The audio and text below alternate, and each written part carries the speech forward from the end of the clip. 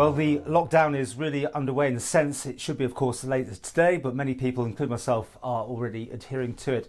Joining us, therefore, by Skype now is Annette Baker, who I've been trying to get on my weekly chat show for some time. Dates weren't good, and also you were still working until very recently, Annette. But you're now in a position to talk. You're retired, and you are quite forthcoming with your views, shall we say? Yes, I believe that people should be active citizens and actively engaged in the democracy that we live in. And I've always believed and taught the students that have been in my schools and in my classes that they should speak up for what they believe in, as long as they behave in a respectful way when putting those opinions. Well, you were watching the press conference last night, and I was watching your tweets, and to say you're angry, would that be all right to say that? I mean, what was going on? Like everybody, angry, worried, confused, upset, all kinds of emotions. And to be quite honest, I've followed this like everybody has online and through Twitter. I am actively engaged in following the debates in Tynwald, in the Keys and all those kinds of things. As I say, I believe that people should be active citizens. They should be involved in the operation of the democracy we live in. Frankly, I was concerned yesterday, like everybody was, that all of a sudden here we are now again in a lockdown.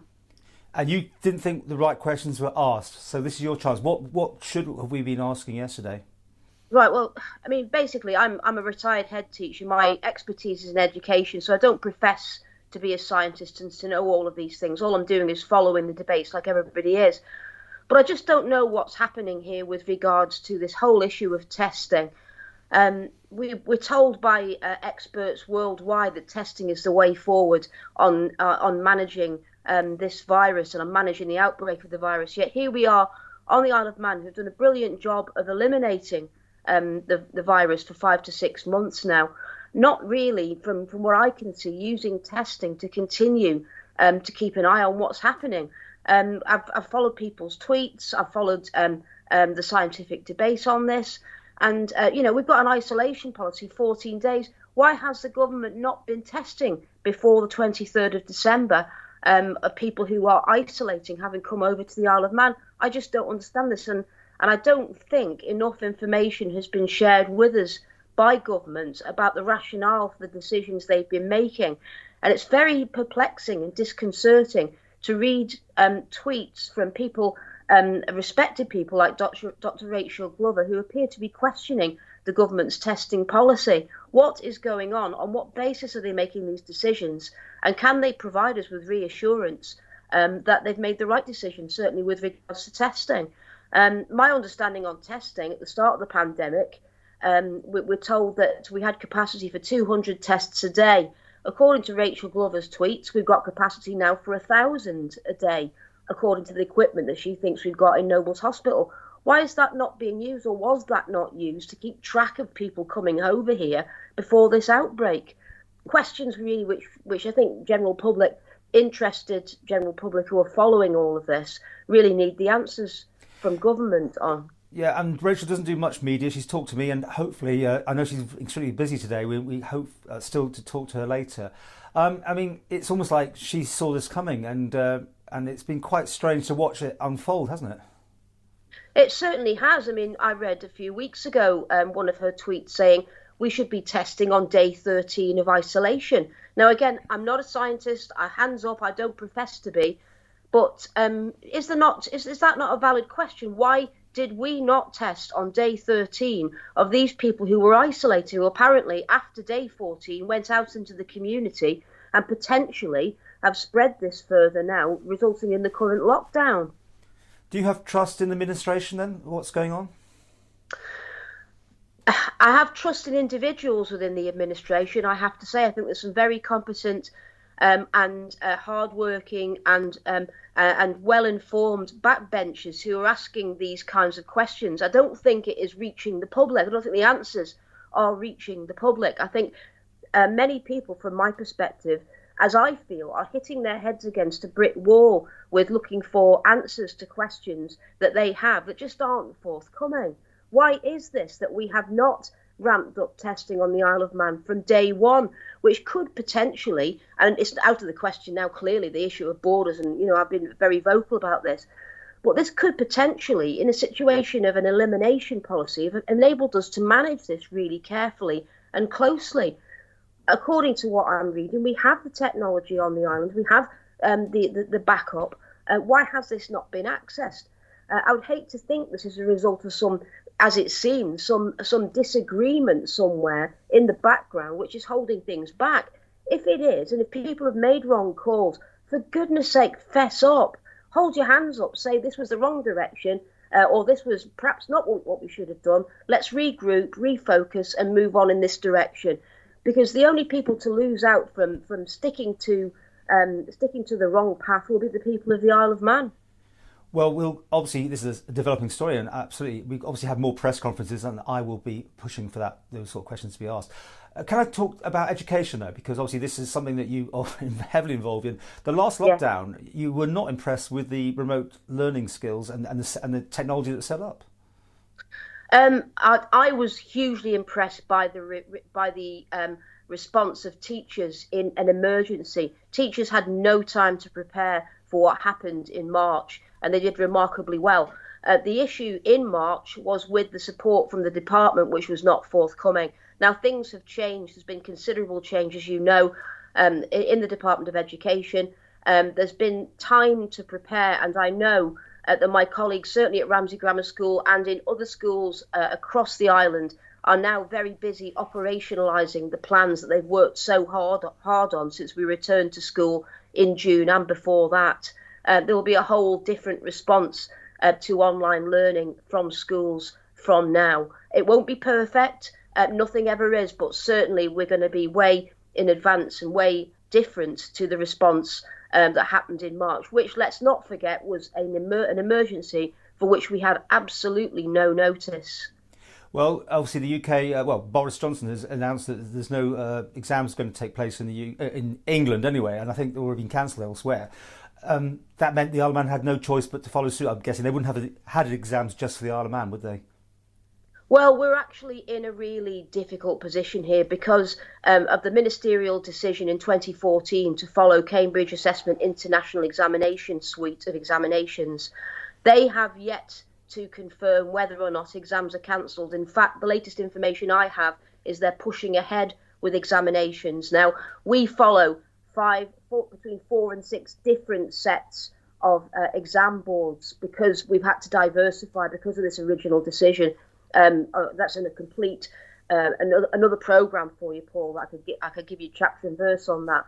But in the situation we're in now, we've got the UK exam boards, so England, Scotland, Ireland, Wales, which we all access in different forms. BTEC have all said that any external exams are now on hold, and there will be teacher assessed grades in some form.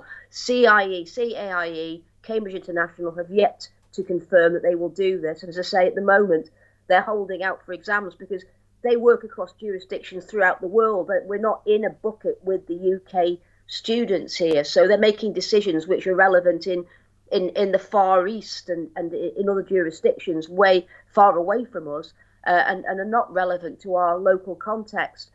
This is going to create huge difficulty and confusion for students and teachers in managing an invidious situation right now. And I know the Department of Education, our Department of Education, is pressing Cambridge to take into consideration the view of island head teachers on this.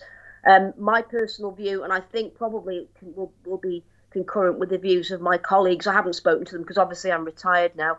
But my personal view on this is that Cambridge International should suspend examinations and should fall into line with what's happening across the UK. This is the fairest thing for students, for teachers, and for everybody concerned. And if you were making decisions, would you have all people going to school still, or suspending it? How would you handle it? To be quite honest, I don't think the Chief Minister had any choice in this situation but to do what he's done. The fact of the matter is, from what I can see, is that they're not sure whether we have community transmission. And in that situation, the safest thing to do is to do what he's done. Whether it should have got to that is another question. If there'd been mass testing or regular testing or testing at the borders, as many of us have been pushing for a long time, maybe they would not have had to go into lockdown because they'd have been able to contain these cases because they knew they were there. But if they don't know the cases are there and it's out in the community, I don't think he's got any choice but to do what he's done. Okay. Well, you saw what happened back in March. How did it affect pupils in the end, do you think?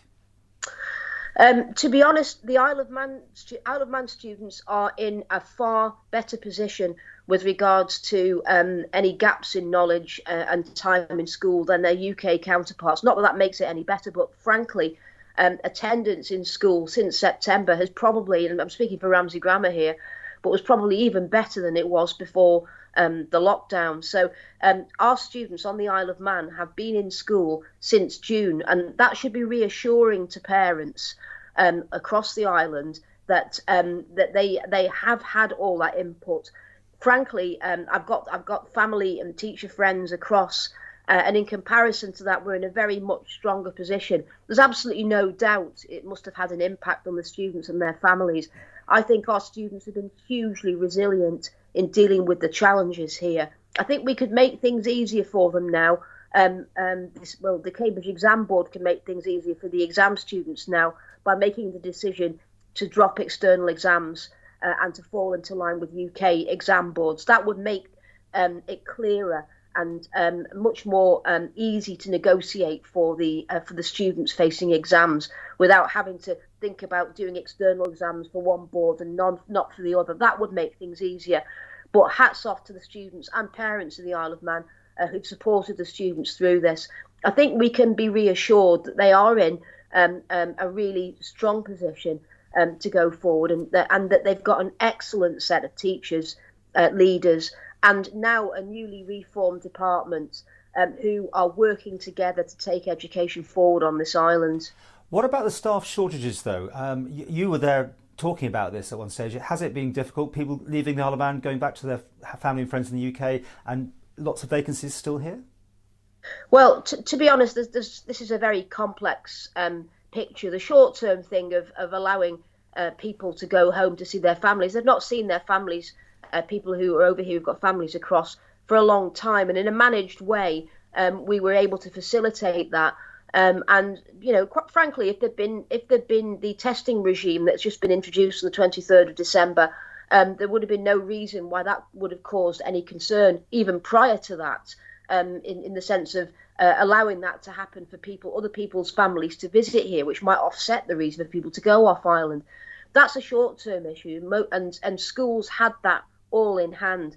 Clearly now we've got this issue with potential community transmission, and I know it's hit Ramsey really hard because obviously one of the main centres of potential infection have been in Ramsey, and that causes other issues now, and we've got large numbers of staff absent, and clearly the only reaction sensible in the situation is to lock down, regroup, basically eliminate the virus again if that's what the policy is. But I really hope that they bring in mass testing, really, or increased testing.